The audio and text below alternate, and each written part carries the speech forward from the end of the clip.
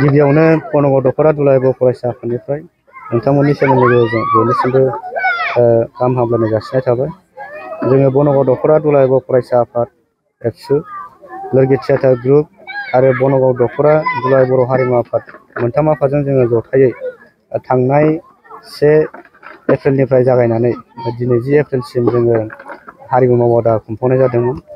जोङो बनगाव दख'रा एबसु हिसाबै बोसोरफ्रोमबो जों बेबायदि हारिमु मावबादाखौ जों खुंबोबाय थानाय जादों। देग्लायहाय जोङो हारिमु मावबादायाव मोसानायजों लोगोसे खाम दामनाय, सिफुं सुनाय आरो सेरजा हुनाय बे आयदाखौ जोङो लाफानानै खुंफुंबाय थानाय जादों।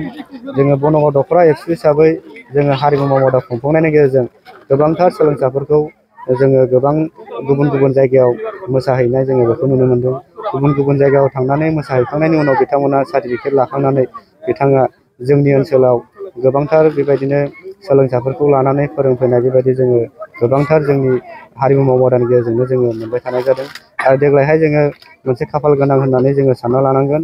जोङो सिगां फार्स्ट जोङो जेब्ला हारिमु मावबादा खुंजेनदोंमोन बै समाव जोंनि हारिमु मावबादायाव जे बाहागो लानाय जे जोंनि दख'रा आफादनि जे आथिखालनि हारिमु नेहाथारि मानगोनां खुलुमगिरि मसाहारि बिथाङा दाखालि थांनाय दुलाराय बर' फरायसा आफादनि 57थि जे बोसोरसालिया जथुम्मानि जे बोसोरसालिया जथुम्माजों जे सोमोन्दो लाखिनानै खुंफुंनाय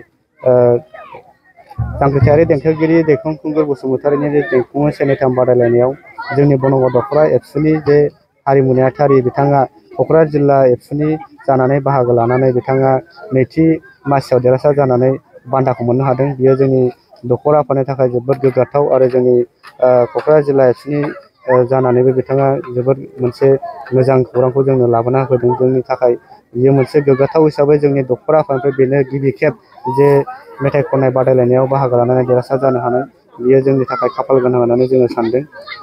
दा जोङो हारिमु मावबादाखौ जोङो खुङै खुंनानै जोङो गोबांथार सोलोंसाफोरखौ बेबायदिनो खाम दामनायावबो जोङो गोबां बेबायदि रोंखा राखा खालामनो हादों आरो मोसाखावरि जायफोर बिनानावफोर बिथांमोनाबो गोबां जायगायाव मोसानानै आरो जोंनि ओनसोलाव गोबांथार माखासे जे सोलोंसाफोरखौ लानानै गेजेरजों बिथांमोना गोबां जायगायाव थांनानै बाहागो लाहैबाय, बेखौ जोङो नुनो मोनबाय थादों।